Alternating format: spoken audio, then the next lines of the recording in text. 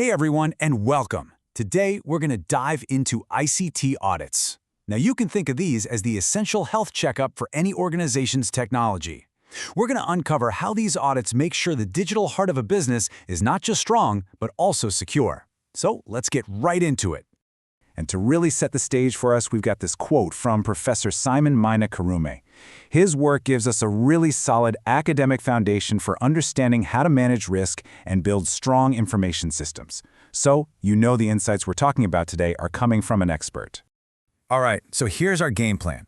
We'll kick things off with the why behind the audit. Then we'll get into how to understand and identify risks. From there, we'll map out the whole 5-step audit journey, take a peek inside the auditor's toolkit, and wrap up by looking at the key areas that make it onto that final report card. Let's jump in. Okay, first things first. Before you do any kind of checkup, you got to know what you're even looking for, right? So what in the world are ICT audit procedures? The best way to think about ICT audit procedures is like a playbook for that IT health check. As you can see, it's all about having a methodical, step-by-step process to evaluate all the systems, controls, and risks. For instance, an auditor might spend time reviewing system logs, the digital breadcrumbs, to see if anybody tried to get into a system who wasn't supposed to. It's kind of like being a digital detective. Now, here's the thing. An auditor can't check everything. That would be impossible. Just like a doctor in an emergency room has to prioritize patients, an auditor has to prioritize where to look. And that means focusing on the biggest risks first, which brings us to the risk-based approach. And this is really all about smart prioritization. An auditor is going to spend a whole lot more time digging into a company's online banking platform, where all the sensitive financial data lives, than they would on, say, an internal company newsletter system. The goal is to put the most effort where the potential for damage is the greatest. Makes sense, right? So when it comes to risk, auditors are constantly juggling 3 main types. You've got inherent risk, control risk, and detection risk. Let's unpack what each of these actually means. So first up is inherent risk. This is the baseline risk that's just there by default. The perfect example is an internet-facing system. The second you connect a server to the internet, it's inherently vulnerable to attack. That risk exists before you've even put up a single firewall or created one password policy. Then you have control risk.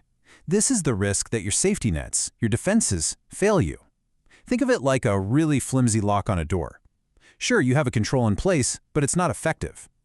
In the IT world, this could be a password policy that allows password 123.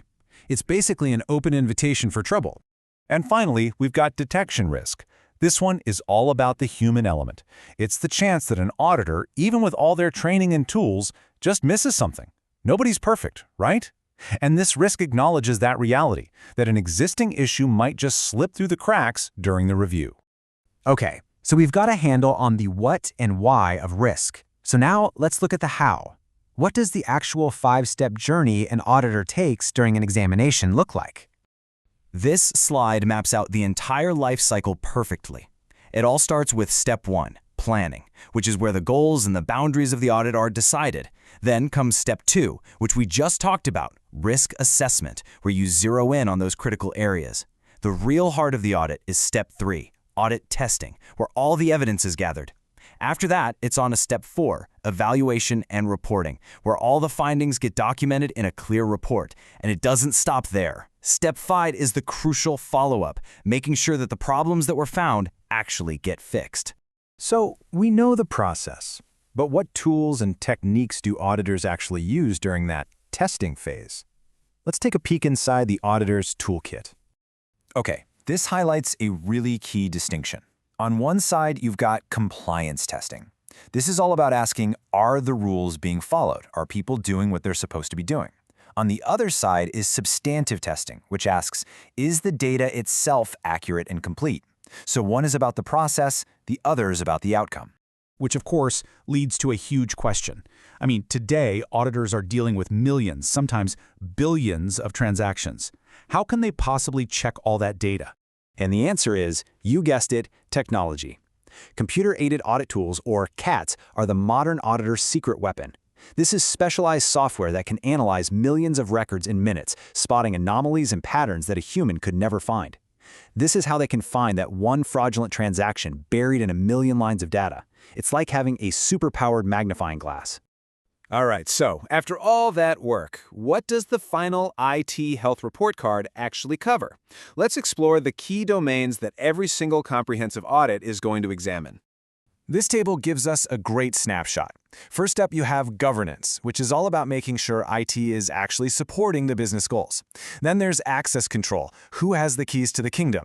Next, data security makes sure that sensitive info is locked down with things like encryption. And finally, business continuity checks to see if the company can bounce back from a disaster. That's where you test things like data backups. It really is a comprehensive top-to-bottom review. So, what's the big takeaway from all this? Well, an ICT audit is way more than just a mission to find faults. It's a proactive, risk-based approach to building digital trust and resilience. It's about getting that assurance that in our incredibly complex digital world, an organization's technology is a strategic asset, not a liability. So the next time you hear about an ICT audit, you'll know it's not just about compliance, it's about building a stronger, more secure future. Thanks for watching.